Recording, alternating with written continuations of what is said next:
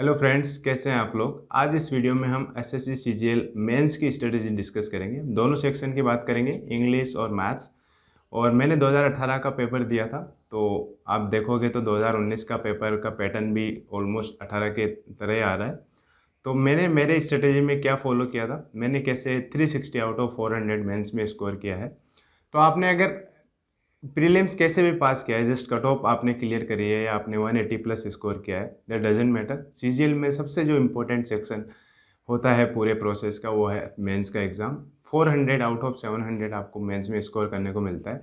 और आप अगर इसमें 350 प्लस स्कोर लाते हो तो आपकी अच्छी खासी पोजीशन रहती है फाइनल मेरिट लिस्ट में। तो आप मेंस में ज़्यादा से ज़्यादा फोकस करें। और मैं क्या चीज़ें बता रहा हूँ, आप अपना स्ट्रेटजी जो भी फॉलो कर रहे हैं उसके साथ अगर इसमें से कुछ आपको लगता है कि आप मिस कर रहे थे तो आप ये देख सकते हैं। तो मैंने मेरे एंड पे अपना स्ट्रेटजी लिखा है, मैंने क्या क्या चीज़ें फॉलो करी थी वो इस पेपर में लिखा है, ताकि मैं कुछ मिस ना कर दूं। इसलिए इस वीडियो को एंड तक देखें। और अगर आपने चैनल सब्सक्राइब नहीं किया तो सब्सक्राइब कर दें और इस वीडियो को ज़रूर लाइक करें। इसमें मैं आप नोट्स कैसे बनाने हैं और आपको थ्योरी कहाँ से पढ़नी है ये चीज़ें डिस्कस नहीं करेंगे, क्योंकि आपने प्रीलिम्स का एग्ज़ाम निकाला है, मतलब आपने थ्योरी पढ़ रखी होगी, आपने नोट्स बना रखे होंगे थ्योरी के। आपका एक बार रिवीजन एटलीस्ट हो रखा होगा। अगर आपने बिल्कुल नहीं किया, आप स्क्रैच से प्रीलिम्स अगर तुक्के से निकला है तो आपको एक बार फिर से पूरा थोरोली पढ़ना चाहिए, क्योंकि ये पूरे तुक्के का गेम नहीं है। आपको नॉलेज होनी चाहिए। मेंस का एग्ज़ाम आपकी नॉलेज भी टेस्ट करेगा, आपकी स्पीड, एक्यूरेसी, बहुत सारी चीज़ें मैटर करती है, क्योंकि 200 नंबर के 2 पेपर होते हैं। इसलिए वो चीज़ें इसमें डिस्कस नहीं करेंगे। इसमें सिर्फ मेंस के पर्सपेक्टिव से बात करेंगे कि आपको प्रैक्टिस कैसे करनी है, रिवीजन कैसे करना है और मॉक कहाँ से लगाने। क्योंकि ये गेम है अभी जो लास्ट के आपके जो भी मेंस और प्रीलिम्स के बीच का जो टाइम होता है वो रिवीजन और प्रैक्टिस और मॉक्स का होता है। आप बिल्कुल शुरू से स्क्रैच से अगर आप स्टार्ट करना चाहते हो तो वो पॉसिबल नहीं होता है।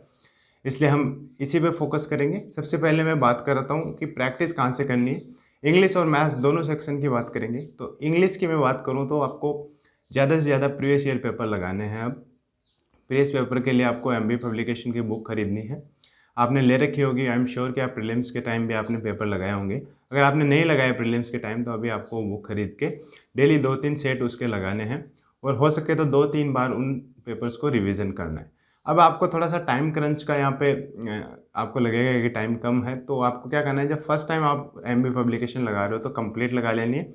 सेकेंड टाइम आप जो कर रहे हो तो फर्स्ट टाइम में जो आपको डिफ़िकल्ट क्वेश्चंस लगे, आपने कहीं उनको टिक मार्क करें हैं तो उन्हीं को रिवाइज़ करना है। और हो सके तो ऐसा रहे रखें कि आप एमबी पब्लिकेशंस में से आपका कुछ भी ऐसा नहीं हो कि एमबी में दिया हुआ है और पेपर में आ गया बट आपसे हुआ नहीं। तो मेक श्योर करो कि एमबी पब्लिकेशन आपका ए टू जेड इन्फॉर्मेशन उसमें जो भी है दिया हुआ याद है। और एमबी के साथ साथ आपको न्यूज़पेपर भी पढ़ते रहना है।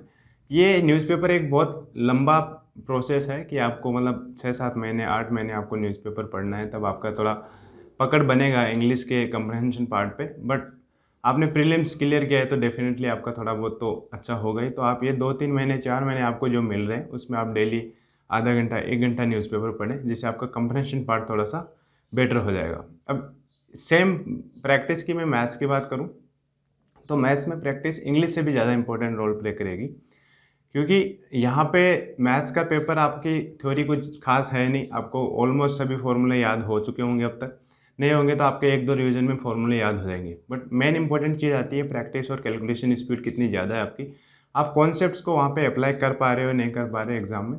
इसके लिए आपको क्या करना है, प्रीवियस ईयर पेपर लगाने हैं। और प्रीवियस ईयर पेपर अब 2017, 18, 19 और 20 के जो प्रीलिम्स के एग्ज़ाम हुए हैं वो लेटेस्ट जो 3-4 साल के पेपर हैं वही लगाने हैं, क्योंकि जो बहुत ज़्यादा पुराने हैं उनका तो आपको प्रीलिम्स में कर लिया होगा आपने, नहीं किया है तो अभी फ़िलहाल इन्हीं क्वेश्चन पेपर्स को करने हैं जो मैं बता रहा हूँ। लेटेस्ट जो आए हैं वही पैटर्न आपको मेंस में देखने को मिलेगा।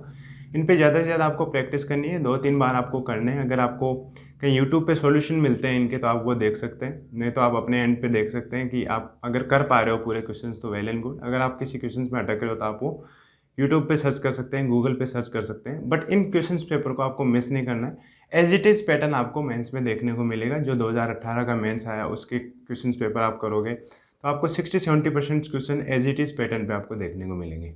और ये सब चीज़ें जैसे प्रैक्टिस है, मॉक टेस्ट है, रिवीजन, ये सब पैरेलल में चलेगी। ऐसा नहीं है कि आप पहले प्रैक्टिस करोगे फिर मॉक टेस्ट लगाओगे फिर रिवीजन करोगे, इन सबको साथ साथ लेके चलना है। आपको शेड्यूल कैसे मैनेज करना है बेटर जानते हो, क्योंकि आपने प्रीलिम्स क्वालिफाई किया है तो आपको थोड़ी सी नॉलेज होगी कि कौन सी चीज़ें आपको करनी है, कौन सी सेक्शन पे आपको ज़्यादा फोकस चाहिए अभी। तो अपने हिसाब से डिवाइड करो, बट मैं ये कहूँगा कि 8 to 10 आवर्स आपको मिनिमम डेली के निकालने हैं, क्योंकि ये 3 महीने 4 महीने बहुत ही क्रूशियल हो जाते हैं। इसमें आपने जितनी एफर्ट पुट किया है, जितना आप मैक्सिमम स्कोर कर सकते हो, वही आपके फाइनल मेरिट लिस्ट में बहुत हेल्पफुल करेगा। अब नेक्स्ट सेक्शन की बात करते हैं, mock test. Mock test mains में बहुत ज़्यादा इंपॉर्टेंट रोल प्ले करेंगे। आपको मतलब ये है कि आपको जैसे इंग्लिश में 200 क्वेश्चन होते हैं और मैथ्स में 100 क्वेश्चन होते हैं, तो आप डेली दोनों के मॉक तो नहीं लगा पाओगे। बट जहाँ तक मेरा सवाल था, मैं वीकेंड के मॉक मिस नहीं करता था। वीकेंड पे कई वेबसाइट्स पे आपको फ्री मॉक मिलेंगे जो मतलब मेंस की सीरीज चलाते हैं, जैसे टॉप रैंकर है, एसएससी ट्यूब है, टेक्स्ट बुक है, ग्रेड अप है। तो इनके जो वीकेंड मॉक है आप वो मिस मत करना। वीकेंड पे आप मैथ्स और इंग्लिश दोनों के डेली लगाना है। जो मैथ्स और इंग्लिश का एक दिन लगा लिया सैटरडे को, और संडे को भी दोनों के लगा लिए। बट अगर वीकडेज की बात करूँ तो एक दिन आप मैथ्स का लगा लो, एक दिन इंग्लिश का लगा लो। इससे आपका रूटीन बना रहेगा, आपको टाइम भी थोड़ा रिवीजन और प्रैक्टिस के लिए मिलेगा। आप डेली वीकडेज पे डेली दोनों के मॉक मत लगाओ, एक दिन इंग्लिश का और एक दिन मैथ्स लगा सकते हो। बट जब आप एग्ज़ाम, जैसे आपका एग्ज़ाम किसी भी डेट को उससे 10 या 15 दिन पहले आप उसी शेड्यूल में जो एग्ज़ाम का टाइमिंग है, जैसे 10 to 12 है, फिर उसके बाद 3 to 5 है या 2 to 4 है, तो उसी टाइम आपको मॉक लगाने हैं, दोनों सेक्शन के मॉक लगाने हैं, जिससे आपकी सीटिंग कैपेसिटी बढ़ेगी। और इससे क्या होता है, जब आप ज़्यादा से ज़्यादा मॉक लगाते हो तो आपको रियल एग्ज़ाम का जो प्रेशर होता है, जो दबाव होता है, वो फील नहीं होता है। मैंने कई लोगों को देखा है जिनका मतलब यहाँ पे मॉक टेस्ट या घर पे प्रैक्टिस जब करते थे, उनकी अच्छी खासी नॉलेज थी। बट 2018 में कुछ अनप्रिडिक्टेबल आया, कुछ मतलब डेट के एग्ज़ाम थोड़े डिफ़िकल्ट हो गए, तो उसमें बच्चों ने प्रेशर में आप उनको अच्छा स्कोर नहीं कर पाए। इसलिए मॉक आप ज़्यादा लगाओगे तो इस चीज़ से आप फेमिलियर हो जाओगे, पैटर्न आपको लगेगा नहीं मतलब इतना कुछ डिफ़िकल्ट है वहाँ पे, क्योंकि इतने सारे मॉक लगाओगे तो कोई मॉक ईजी होगा, कोई हार्ड होगा, तो आप यूज़ टू हो जाओगे उस चीज़ से। जब आप एक्चुअल एग्ज़ाम में बैठोगे तो वहाँ पे अगर पेपर हार्ड भी आ जाता है, ईजी भी आ जाता है, तो आप दोनों चीज़ों को हैंडल कर पाओगे। बट मॉक में एक और चीज़ है इंपॉर्टेंट, मोस्ट इंपॉर्टेंट बोलूँगा, आपको एनालिसिस करना है। एनालिसिस मिस नहीं करना है मॉक का। आप मॉक दे रहे हो, उससे ज़्यादा इंपॉर्टेंट है एनालिसिस। आपको कुछ भी मिल रहा है मॉक टेस्ट में, आप तो एक सेपरेट नोटबुक बना लो, उसमें नोट करते जाओ। जैसे आपको कोई क्वेश्चन नहीं आता है मॉक में, आप अटेम्प्ट नहीं कर पाए और आपको लगता है कि ये इंपॉर्टेंट कॉन्सेप्ट्स है, आप उसको नोट कर लो किसी सेपरेट नोटबुक में। उस नोटबुक को लास्ट के 10-15 दिन में आपको फ्रिक्वेंटली रिवाइज करना है, जिससे आपको ये हो कि जो आप जिस क्वेश्चंस में आप मॉक में अटक रहे हो, वो एटलीस्ट क्वेश्चंस आप एग्जाम में कर दो अच्छे से। इसलिए उन चीज़ों को ज़्यादा रिवाइज करना है। और आप थोड़ा सा अपने हिसाब से कॉमन सेंस लगाना है कि कौन से क्वेश्चंस आपको मॉक में, कई एब्सर्ड्स क्वेश्चन भी मिलेंगे, मतलब आउट ऑफ कॉन्टेक्स्ट, जिनको लगता है कि ऐसे क्वेश्चन ऐसे से कभी पूछता भी नहीं है, वैसे वाले आपको मॉक में मिलेंगे। मैंने देखे हैं, मैं नाम नहीं लूँगा ऐसे वेबसाइट्स के। बट आपको वो वैसे वाले क्वेश्चंस आपको नहीं तो उस टाइम से स्किप करने ही है, बाद में आपको नोटबुक में भी नहीं नोट डाउन करने, क्योंकि ऐसे क्वेश्चन पढ़ के नहीं जाना है आपको जो बैंकिंग बहुत ही हाई फाई लेवल के हैं, कैट लेवल के हैं। वो अगर एग्ज़ाम में आ जाते हैं तो कहीं ना कहीं आपको वहाँ पे भी डिफ़िकल्टी होनी है। तो जो स्किपिंग का आर्ट है वो आपको मॉक में प्रैक्टिस करना है कि कौन से क्वेश्चन आपसे वहाँ होंगे या कौन से नहीं होंगे। आप कई क्वेश्चन ऐसे होते हैं जो आपसे होंगे लेकिन टाइम ज़्यादा लेंगे, तो ऐसे क्वेश्चन को आपको स्किप करना सीखना है। क्योंकि एसएससी के जो भी पेपर में क्वेश्चंस आए हैं ऑलमोस्ट सभी बंदे उसको सॉल्व कर देंगे, बट पॉइंट यहाँ आ जाता है कि आप उस पर कितना टाइम लगाओगे।